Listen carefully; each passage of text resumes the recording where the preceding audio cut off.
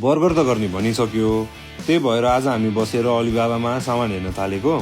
यसो डिस्कस गर्दा हामीलाई ग्रिल, फ्रायर, चिलरहरू चाहिने रहेछ।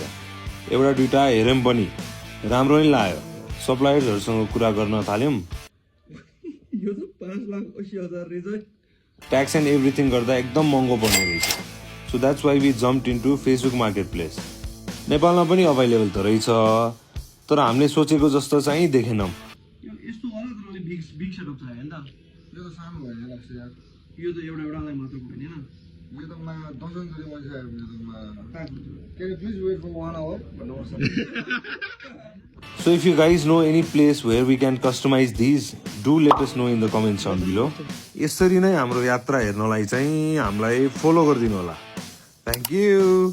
Let's go. हाल्दिने के हो?